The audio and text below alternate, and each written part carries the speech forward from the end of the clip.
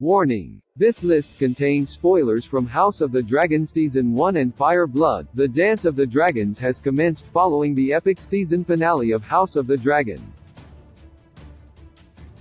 The entire series has been a veritable success for HBO as both the season premiere and finale drew groundbreaking viewership, numbers not seen since Game of Thrones.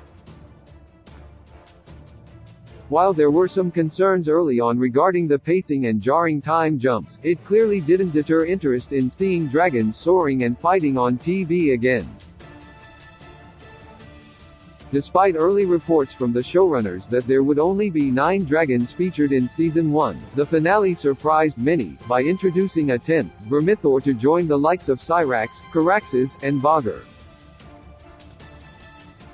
In total, there will be 17 dragons in total throughout the series, so only 7 should be coming in the future. However, in Fire Blood and the text, there are 11 other dragons who take part in the Dance of the Dragons in one way or another. While some like Silverwing and Moondancer have been named outright, others are still lurking, waiting for recognition, but in total, these are all the dragons who could be introduced next season or further down the line.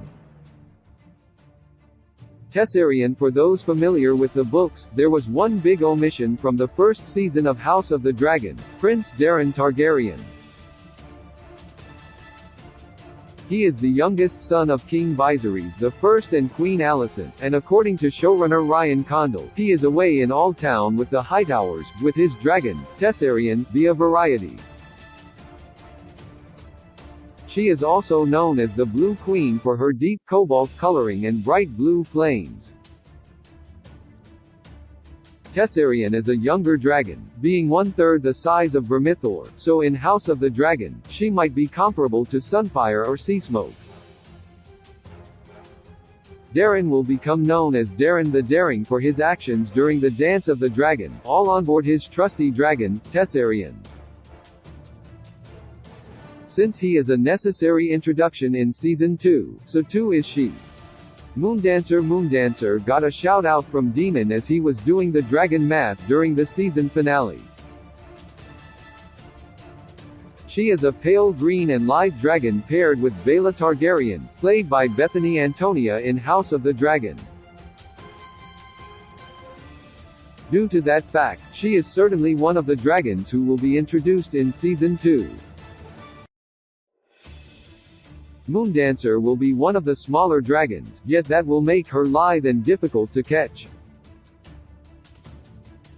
Baela is a really cool and bold character who deserves more screen time going forward to show off what she is capable of, especially because she and Moondancer will land a very important blow by the end of the war. Morning as shown in The Princess and the Queen, while Baela already had Moondancer, Rhaenyra's dragon egg had never hatched, nor had it by the season's end. However, in time, Rhaenyra does get a dragon. Morning is the real Pink Dread, a small dragon who would spend most of her time on Rhaenyra's shoulder as Daenerys Dragon did throughout Game of Thrones Season 2. Morning was not used in much combat, so there's a possibility that stories might be condensed and Rhaenyra might claim one of the other dragons Demon mentioned. However, Morning should still hatch by the end of the series because Rhaenyra would be the last known dragon rider until Daenerys nearly 2 centuries later. Tyrax's Prince Joffrey's dragon, Tyraxes, was also brought up by Demon as being among their dragon arsenal. However, he might be too small or young to really be a threat, given how easily Eryx went out. Nevertheless, in the text, Joffrey is eager to take part in the ongoing war and wishes to ride Tyraxes off to battle. Tyraxes hatching like his brother's dragons, Vermax and Eryx, was important in the books because it helped him fight back at claims that he's a bastard, signaling that since they hatched, they are trueborn Targaryens, true dragons themselves. Unfortunately, Tyrax's big time will come later during the storming of the Dragon Pit when the small folk of King's Landing take matters into their own hands and fight the dragons. Silverwing with Vermithor's unexpected introduction, in an enticing sequence that got some funny Twitter reactions as Demon sang to the great beast. The stage is set to introduce his counterpart, Silverwing.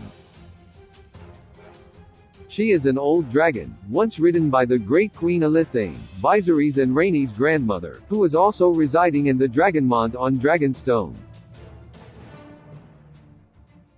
Silverwing and Vermithor's connection could be quite compelling to watch in Season 2 and beyond, with how Season 1 developed the dragons into more than just fire-breathing behemoths.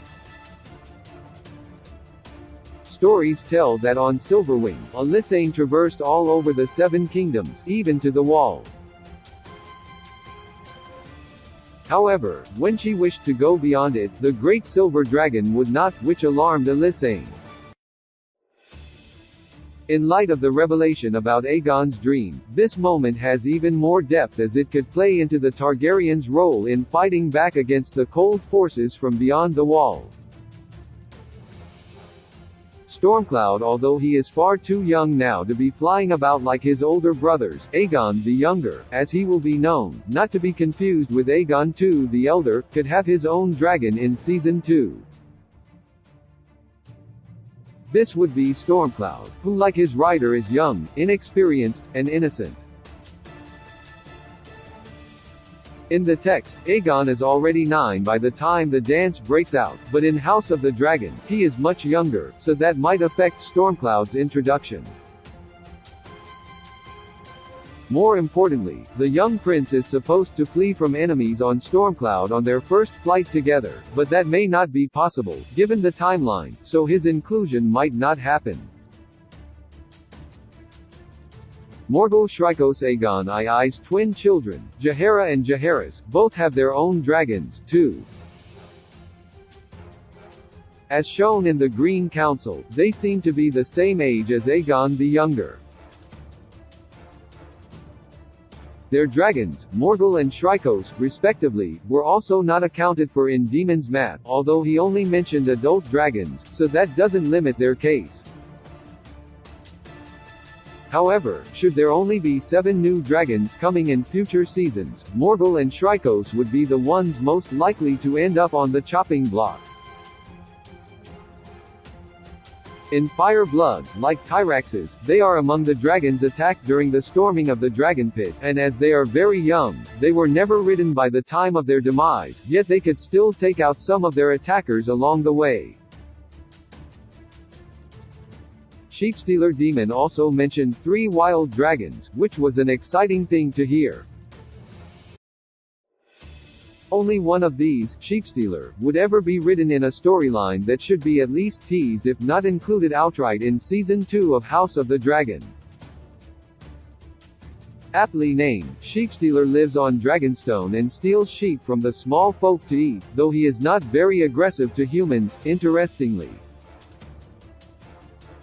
Introducing Sheepstealer means then that they will introduce Nettles, a low-born dragonseed, bastards of houses Targaryen and Valyrian capable of claiming their own dragons.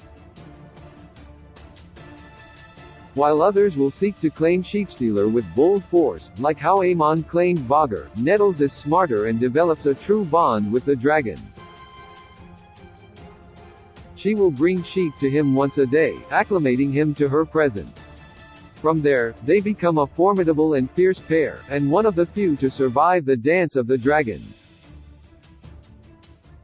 The Cannibal, the other big wild dragon on Dragonstone, is the Cannibal, named astutely by the small folk for his penchant for eating other dragons. At first, when the trailer for the season finale aired, some briefly thought that the dragon Demon was singing to was the Cannibal, given his size, but that would go against the text as the Cannibal is never claimed by a writer. Compared to others in House of the Dragon Season 1, this dragon is giant, rivaling Caraxes in size, likely being the oldest and largest of the 3 wild dragons.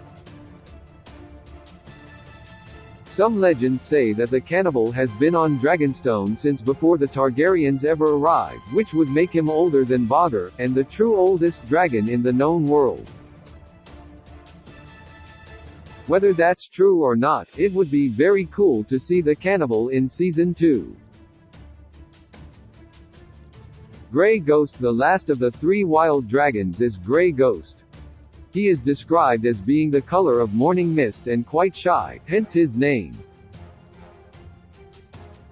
Over the course of the Dance of the Dragons, several characters will try to claim the Grey Ghost, but none will succeed, and as such, the dragon doesn't play a huge role in the unfolding events. Unlike the other wild dragons, Grey Ghost will still not survive the war, as it will engage in battle with Sunfire, Aegon II's stunning golden dragon, and lose, although the cannibal will get the blame for it. While it's a minor dragon, hopefully, the report of only 17 dragons is proven false, and at least by the end of the dance, the Grey Ghost is shown, even if it's briefly, just like the rest of these dragons.